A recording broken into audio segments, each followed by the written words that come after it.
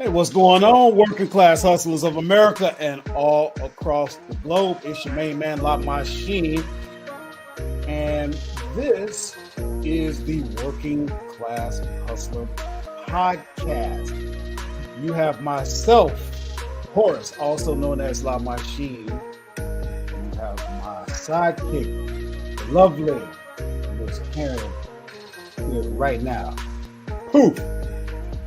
There she is. Wave to the working class hustlers out there.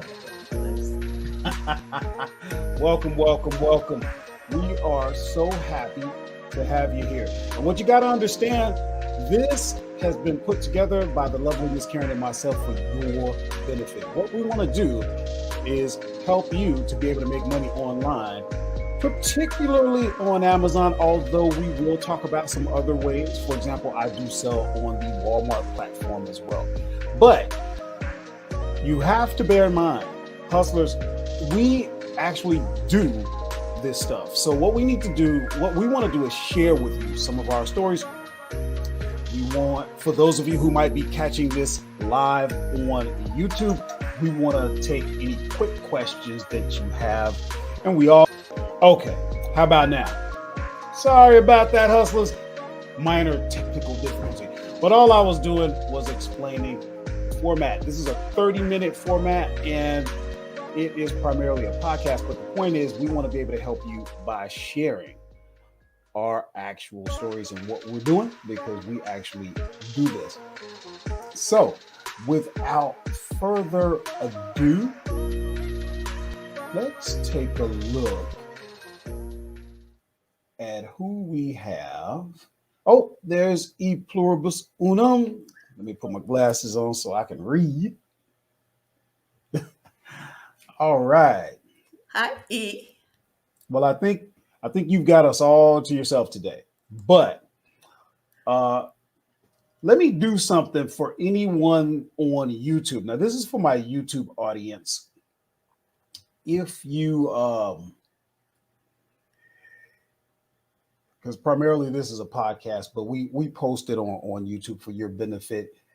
If you don't have any patience, let me take care of you first, because you might want to follow along, and you might be a person that wants the content, but you really don't want to sift through. You don't want to hear all my yipping and yapping. You just want to get to the money. Guess what? We're going to take care of you first. Why don't you text the words working class hustler to the number 717-919-1650. If you're on YouTube, you're seeing that on your screen right now. 717-919-1650. Text the words working class hustler, and then go ahead from there and go ahead and ask your question, give your comment, your concern, and yes, you will get me, La Machine. Not a robot, not an AI, not an assistant. It will be me. I will return your message. And if we need to hop on a call, we will do that absolutely free. If we can take care of you.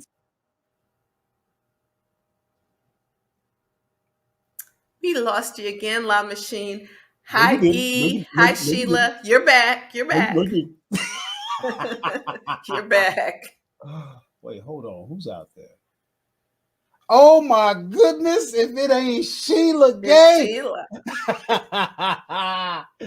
Oh, it's so good to see you and have you with us. Long time working class hustler. But again, guys, one more time, if you don't want to get into all this, but you want some help, you really want to get started, you might even want to join the Working Class Hustler family. There's so much available for you. So make sure you text the words Working Class Hustler to that number, 717-919.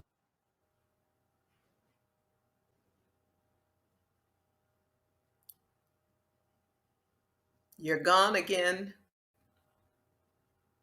Sorry about that. So just remember, keep telling me when I, for whatever reason, we're having some difficulties. Just let me know when we go out. You never know when we're going to be live, because technically this is a podcast so that we can upload the audio to both Spotify and Apple iTunes. But we decided, hey, you know what? While we're recording it, why don't we have ourselves available in this format for someone that wants to follow along with us live while we're literally creating the podcast. So you never know, because I do have some people saying, "Oh, I missed you, didn't know." You'll never know, because I work a job with forced overtime, and I run a business, and I have a house and children and all this stuff. So you never know. But this is a bonus just for your business. Now, just a little what's going on now.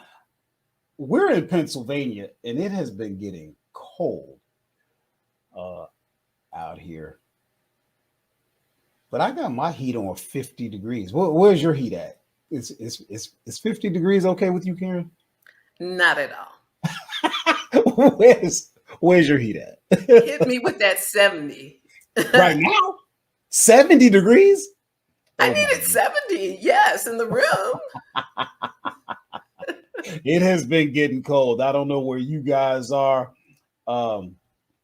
E Pluribus, where are you located at?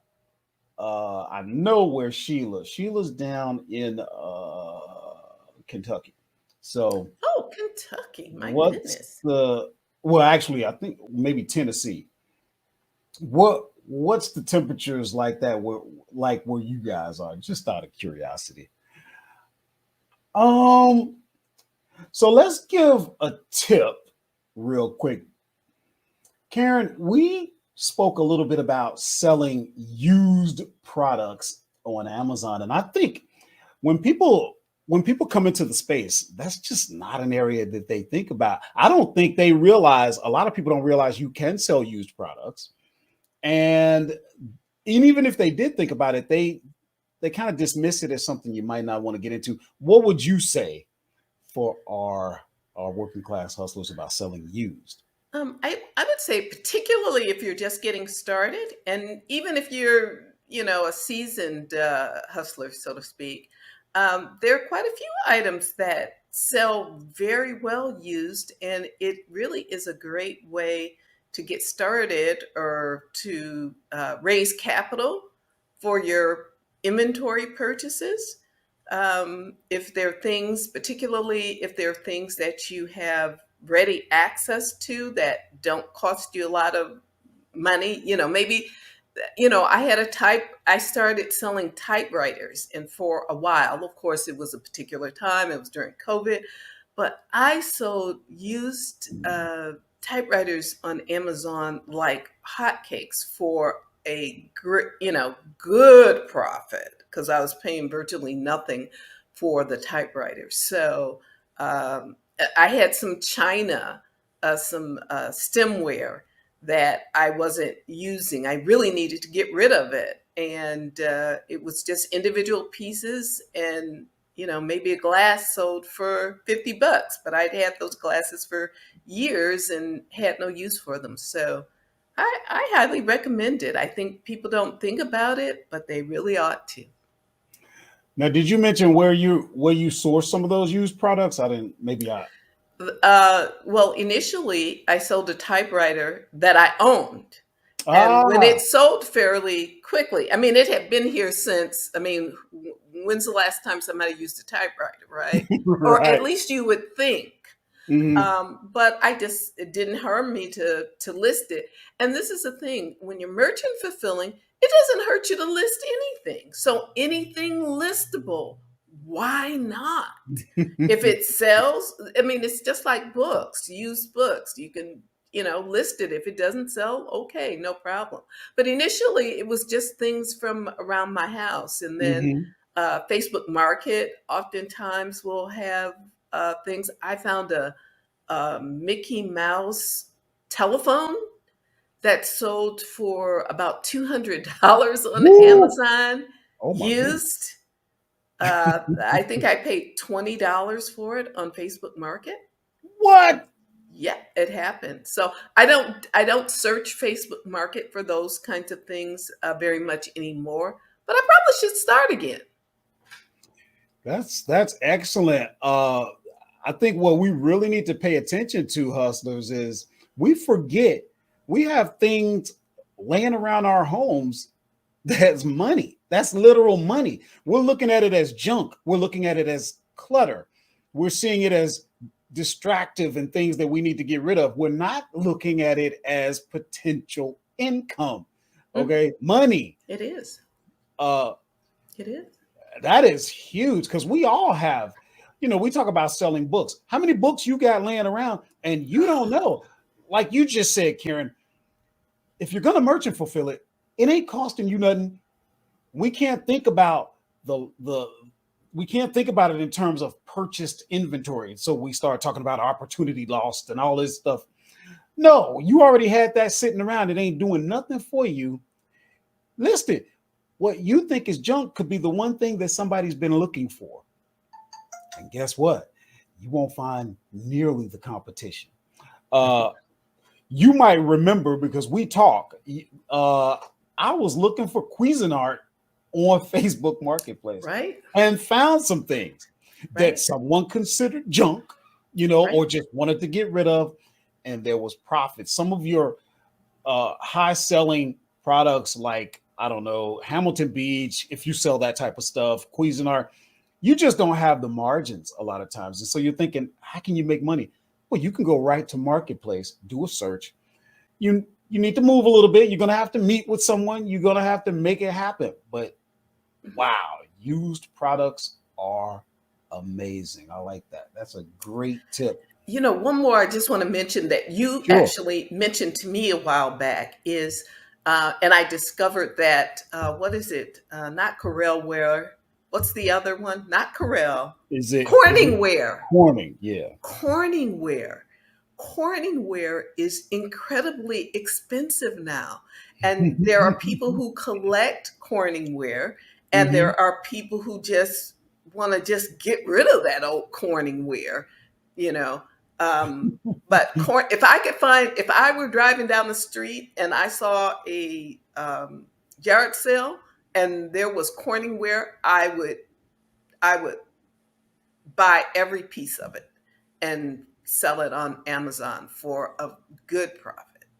And you have the patience to do it. You don't mind, and you're positioned to where you can sit on some inventory. That's another tip, hustlers. When you get to a certain level, the pressure of trying to sell, that will subside. And that's where the big profits are. We talk about how much money we made in the last 30 days, but what we don't talk about is how long had we been sitting on that inventory? Because what can happen is you can develop a pipeline where things are selling on a regular basis, but those are things, some of the best product profits are coming from things that have been sitting in the pipeline for a good while. But once you build up that pipeline, it's consistent, it's dependable, it's reliable, and the margins are going to be there. So be patient, hustlers, and think long-term when you have your non-perishables. That doesn't always work with me because I'm primarily in snack food, but I have done that. I do still have a lot of, inventory that I'm sitting on. I sold these, and I know it's because of the holidays. I sold these little Gerber, Gerber makes knives. They have this tiny little pocket tool. I must have bought a case of them things. A case was maybe 12 of them. They're so small in one little box. Forgot all about them.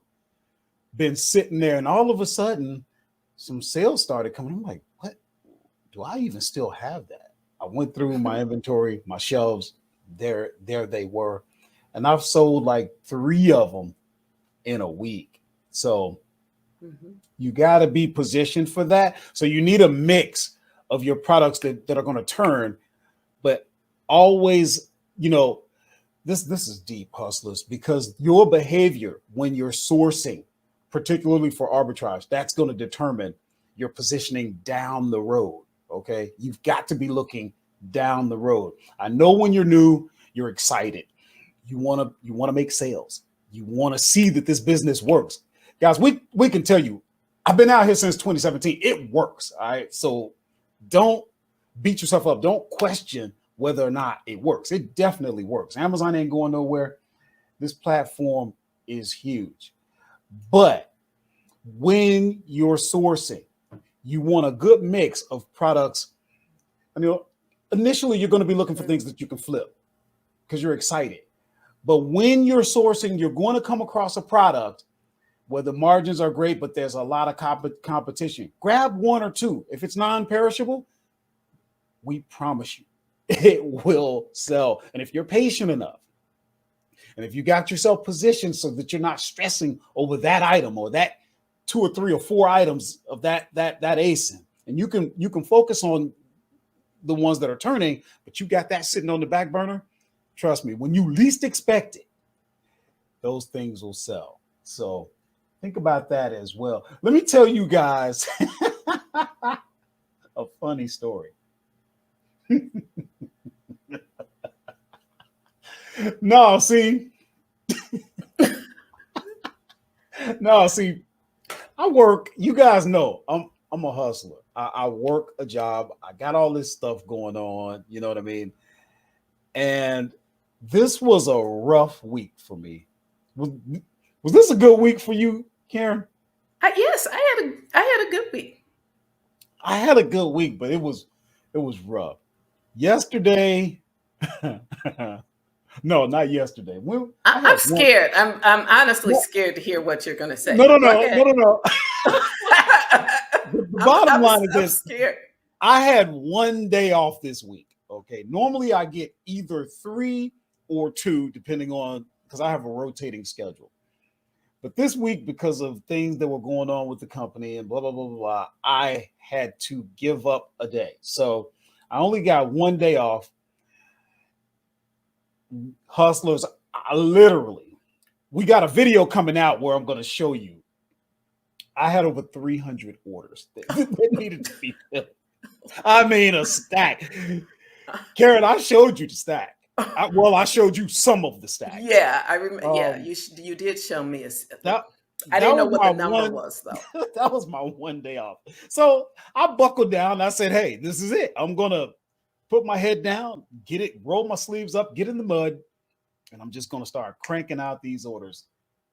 Now, all of a sudden, you're not going to believe this, because this type of stuff just doesn't happen. There's no such thing as Murphy's Law, is there? So my printer, the printer that prints my labels, the labels that go on the packages so that I can send them out, because that's what I was going to do that day. Ouch. The printer wasn't working. Ouch. The printer wasn't working. Over 300 orders. The printer wasn't working. And it was a situation. Let me paint the picture. For those of you who deal with printers, computers, blah, blah, blah. For whatever reason, I went to print. Nothing. So then what do? You go into the control panel. You look at the printer. You see the printer out there. It's got nothing in it. It's nothing in the spooler. I'm like, what is going on? So then it's like, great. Here goes my day, the one day for the week. Now, what do? Well, what everybody does, you start Googling what's going on with this printer. I ended up removing the drivers, reinstalling, blah, blah, this website, that website. And about an hour later, I realized the printer wasn't plugged in. I wasn't ready. I had the camera ready. I wasn't ready. I was not ready for that. Sorry. Oh my gosh. Sorry, everybody. I wasn't ready. So what I want to say is check to make sure. And I don't run away from this topic, guys. I'm an older fellow. I'm 54 years old. That means I'm in my 55th year on this planet, and I can feel the effects. I want to be an encouragement, and I love talking to our older hustlers, because a lot of times we think it's too late. We're over the hill. No, you're not. You might end up plugging the camera in when you think you're plugging the printer in sometimes. But why you giving me that look? So,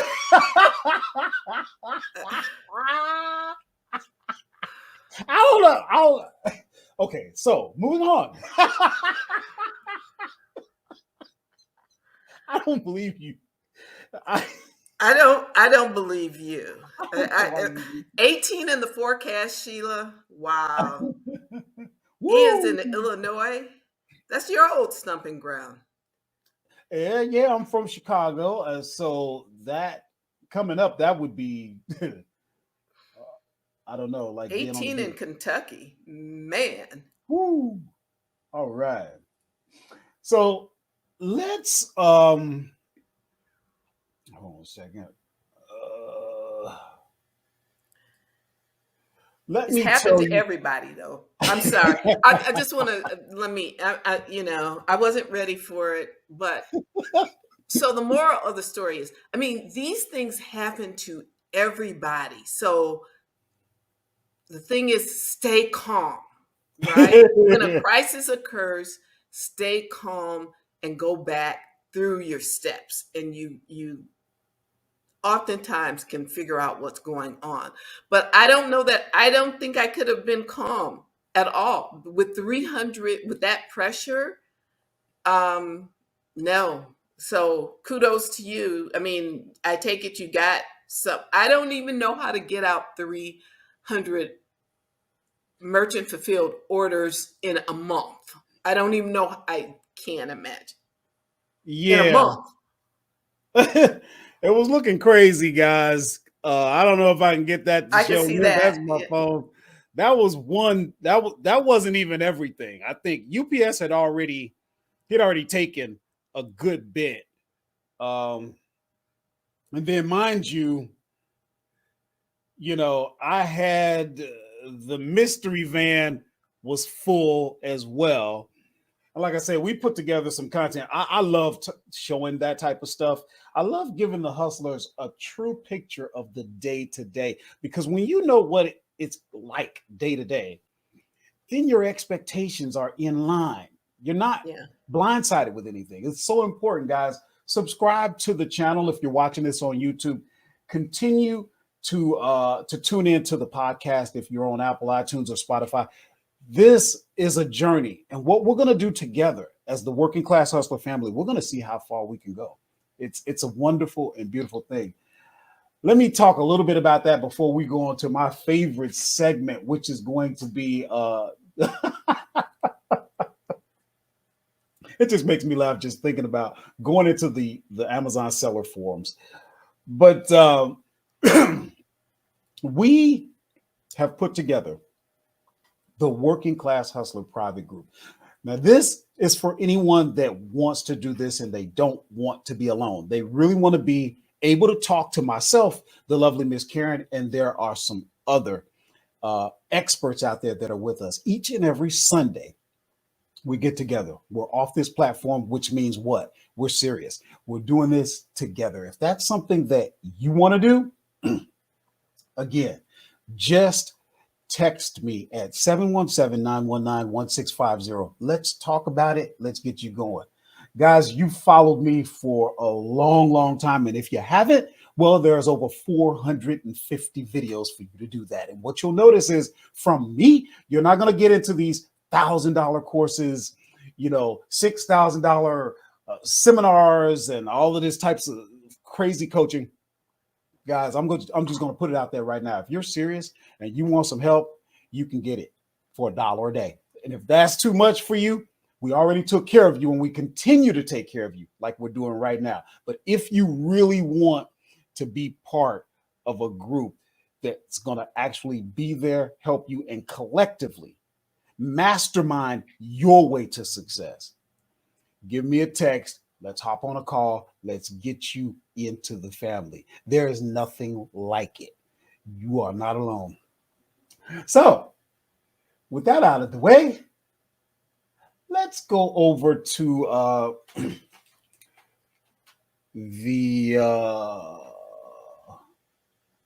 the forums, and we only got about 5 minutes left, hustlers, because I gotta I got to go to work. So somebody had a question in the forums. Does delivery to a parcel locker count as delivered?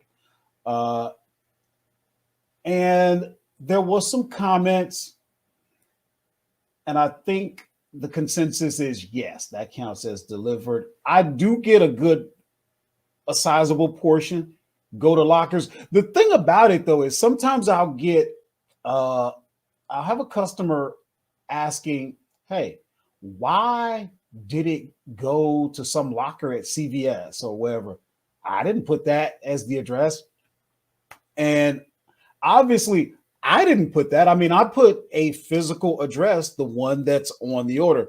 UPS or Amazon, somebody's deciding to send that to a parcel locker. The customers they're not happy about that because what they wanted was the convenience of having it come to their door, not go find some locker. What's been your experience with parcel lockers? I don't know. I don't think I've experienced that. So I wonder what happens with that. So the item gets delivered to a parcel locker. So when does it become a problem? Does the customer then contact you as a seller and say, I have not received my item? And then then I go and look at the tracking and it says delivered to CVS or that wherever those lockers happen to be. Then I've got to contact the customer and say, hey, it's sitting at this locker at this store, blah, blah, blah. And they're not happy about it, as you might imagine, because now they got to get up and go get it. You know what I mean? I'm sure some people, because I know when you order on Amazon, obviously, it depending on where you are, a locker may come up as an option for you to select. That's different. But I think there are cases where either, and I don't know, I got to talk to my UPS driver.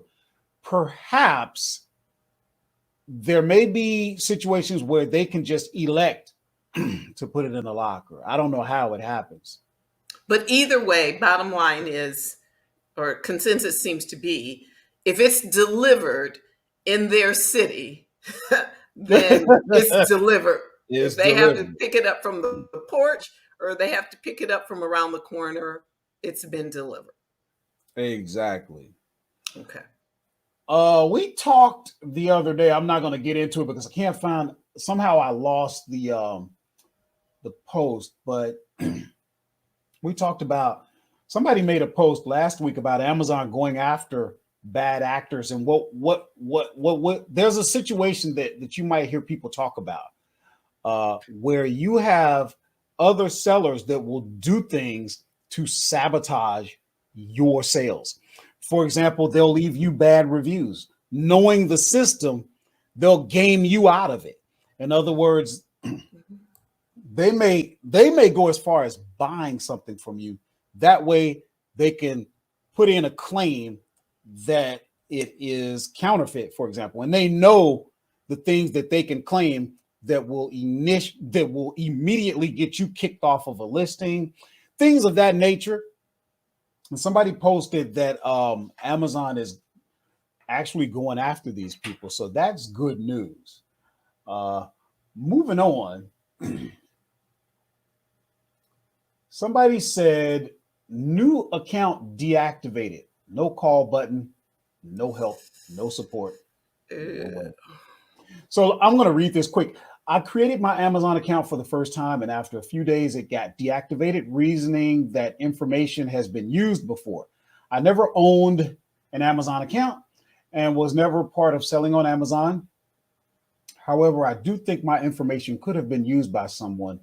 I need to explain my situation, but I don't see any support or callback button on my seller page like my friend's account. I used credit cards to purchase inventory for FBA, and I am fearing the financial losses piling up and can lead me into a debt cycle. So,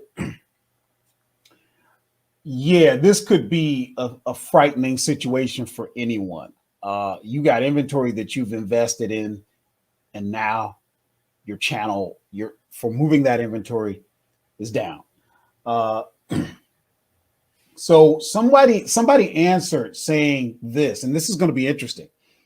What you are seeing and saying happens every year at this time, because we're in December, right? We're in Q4. They go on to say your timing is just in the wrong part of the shopping cycle, meaning fourth quarter. At this time of the year, Amazon holds off on accepting new sellers. Nothing against you. It is to protect the buyers who Amazon doesn't want to be exposed to a lot of the mistakes new sellers will make. You got any comments on that? I would be horrified. But it sounds like this is a new seller. And so, and the feedback sounds like give it a little bit of time and, there's some hope, but that would be very scary. Very, very scary. Yeah. And I don't know how much inventory they purchased. If they came to me, I'd have to say, look, there's nothing you can do with Amazon right now. You're going to have to find another way. Whatever it may be. When did you purchase it? You may have to return it. Sometimes we don't like returning, but sometimes we have to do that. Yeah, that's smart advice, I think. If possible, return it and keep plugging away at getting, the account back, but return it if you can. This is a sidebar issue, but I think I still struggle with it a little bit. It's not about being a new seller, a brand new seller, and having account deactivated. But the reality is that any seller at any time could have their account deactivated by Amazon, whether or not you deserve to. And, I hear about sellers that don't really deserve to be deactivated. And it happens, right? It happens. Mm-hmm. And so then you have to go through a lot of rigmarole to try to get your account back. Now, what I'm really thinking about is that there are those sellers who, and I'm asking this of you, Horace, who regularly take their payouts. Amazon would typically pay out automatically after every 2 weeks. And I've always waited for the 2-week payout. But if you think about the fact that they could deactivate your account at any time, and when they deactivate your account, I'm told that they freeze your money. You can't pull it out at that time. They don't disperse your money that they owe you. So, I really considered going in and requesting regular payouts just because, oh my goodness, what if my account was for some reason deactivated, and then I'd have not only I'd have inventory at the warehouse, I'd have cash money tied up. What are your thoughts about that, Horace? Let me make sure I'm understanding. Are you saying that it is possible for us to get our payouts faster than 2 weeks? Because I looked into that and I couldn't get it. There's a button you can go into. I'd have to look it up. I know what you're talking about. You're talking about right in the Seller Central account under, where it's showing your sales and stuff like that. I pressed that button and nothing happened. So, really? It's supposed to? I contacted them about it, and the best I could do, this is a great question. I'm glad you brought this up. The best I could do was switch my bank account, the bank account that your payouts go to. If it's within the right network, and I don't have the wording right, but if it's in that right network, and when you normally get paid on a 2-week cycle, the money isn't there right away.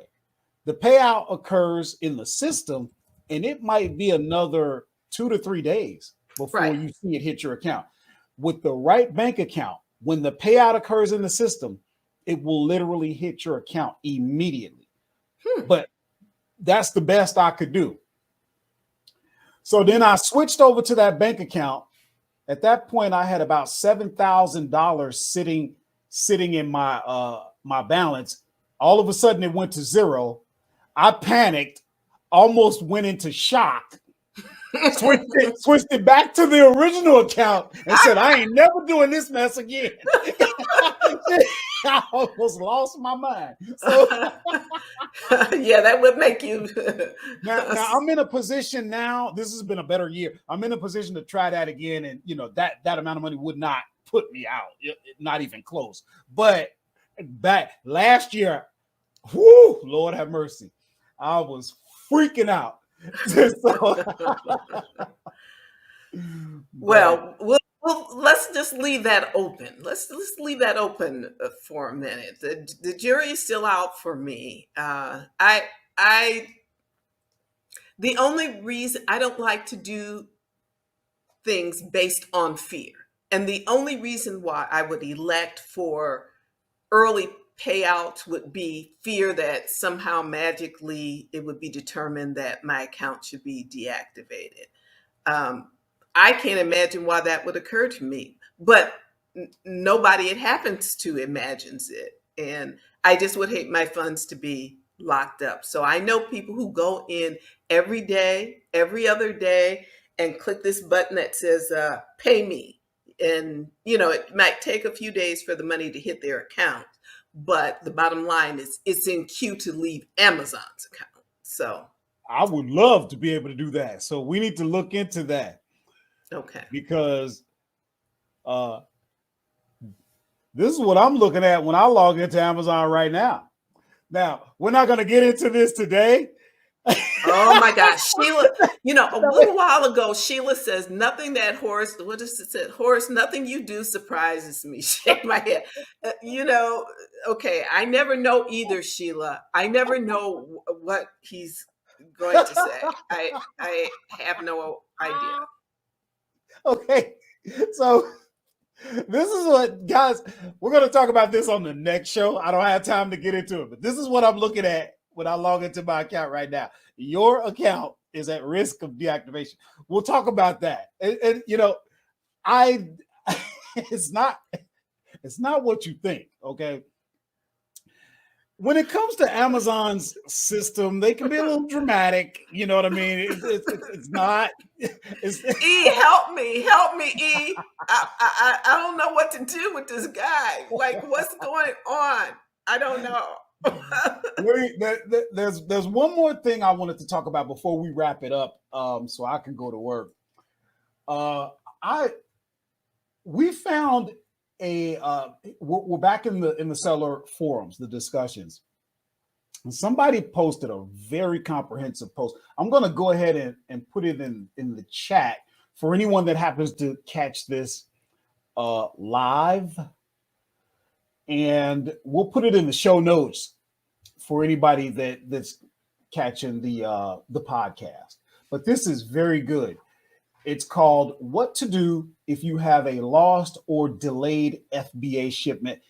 That is very, very frustrating for a lot of sellers, and you are literally so helpless when you have sent inventory into the warehouse and it is lost or delayed.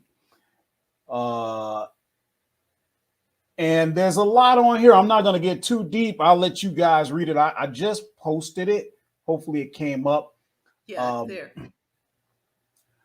But it sort of begins by saying fulfillment centers see delays when there is a large volume of arriving shipments at once, particularly during peak times like the holiday season. So what can you do if you have a lost FBA shipment? And I'm only going to get just on the surface here. The first thing to note is that the receiving process takes time. The shipment events tab allows you to follow along with updates on your shipment's journey. I think we all know that. But let's see. If your shipment is not eligible for investigation, it may still be processing at the fulfillment center. If it is eligible, you will need to provide a couple of documents to launch an investigation. The proof of inventory ownership, proof of delivery, and on it goes. But it's really, really good. I think it's very comprehensive, and it can give you some insight, because I know what it's like to feel helpless, frustrated, and just flat out angry, because number one, you got all this inventory, that's money, and you want to know where it is. It belongs to you. Number two, you realize, especially right now, if you got a shipment lost right now, you're losing money. This is we're in Q4, and you don't want this stuff turning up now that it's over. You know what I mean? So do check that out. Hustlers, I have got to go. But one more. It's so important. Do not hesitate.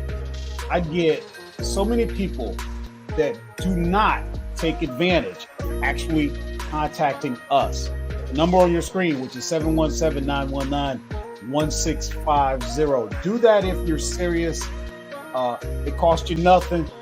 I will talk to you. If we need to hop on a call to help you, we can do it through text if that is sufficient. But whatever it is, we are here for you. We love you all, and we will catch you on the next show. So with that, good day, everybody. Wave to all the hustlers out there. Kim just joined us. We're done, but the replay will be available, Kim. Stay warm. Bye, everybody. Hey, and we're looking to see you on Sunday, Kim. We're looking to see you. We'll see. Leave a comment right now. I'm waiting right now for the comment. You gonna be there? I'm hearing crickets. All I hear is my music. Kim will be all right, there. we out of here, guys. Toodle.